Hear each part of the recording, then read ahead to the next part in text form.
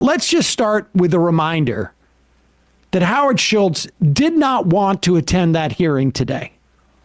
He quit as CEO of Starbucks, timed it so that he wouldn't have to take any personal responsibility for what's going on at Starbucks when he showed up, and hopefully he wouldn't be called in. When Sanders said, no, we're going to call you in, he was like, well, I don't think I'm going to come.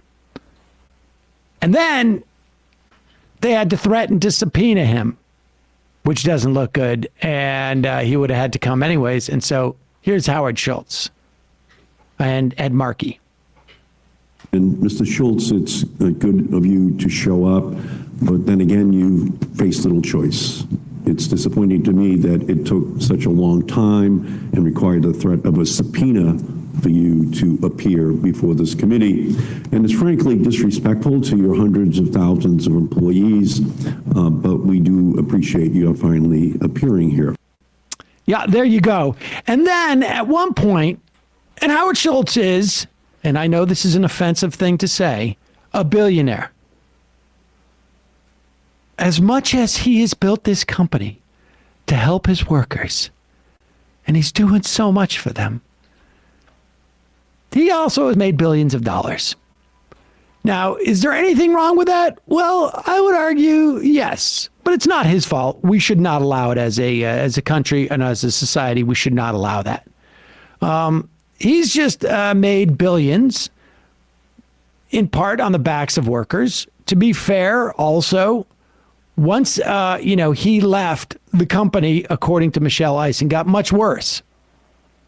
And then he just came back in to bust the unions, and now he's gone again. The point being that that's why you need a union, because you can't always count on the largesse of a benevolent billionaire.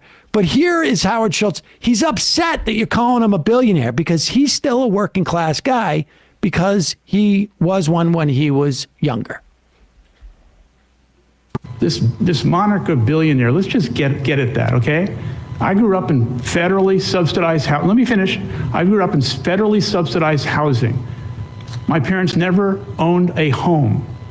I came from nothing. I thought my entire life was based on the achievement of the American dream. Yes, I have billions of dollars. I earned it. No one gave it to me. And I've shared it constantly with the people of Starbucks.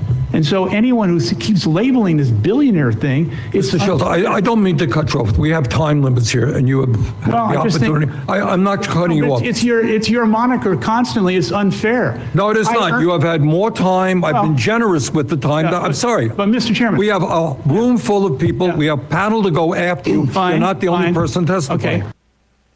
I love the fact that he says, I earned all this. Nobody gave me anything. Right after he said, I'm in federally subsidized housing. I have no problem with federally subsidized housing. I am in favor of more federally subsidized housing. But the fact of the matter is that, no, you didn't get it all by yourself. You wouldn't have gotten any of those jobs if you were homeless. I know that's not quite on the issue, but the idea that these guys are just completely self-made and that they're somehow unique and special because they have $1 billion or multiple $1 billion, that their uniqueness and specialness is why they have that money, as opposed to got really lucky in the right place at the right time.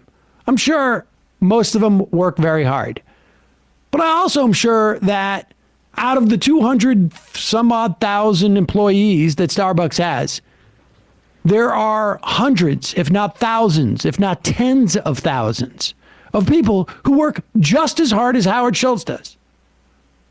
Just didn't have the same luck of whatever it was. I would also add that when this guy was working back when he was, the minimum wage was keeping up with productivity. So he's bragging about paying $17 an hour above the minimum wage. It's really still about $5, probably less than it would have been relative to GDP and productivity at that time. But he complains about being called a billionaire because he knows it's a little bit creepy.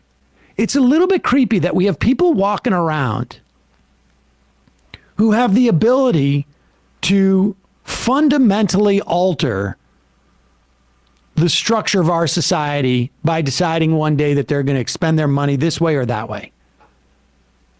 He goes out there, I may run for president. Pays, I don't know, $5 million to a couple of stooges to be his campaign managers, and essentially threatens to empower Donald Trump president if Bernie Sanders becomes the nominee. People forget that. That's what he was doing. And he can do it because he's got billions of dollars.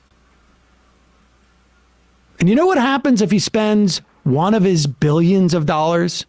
Do you know what he's not going to be able to do? Nothing.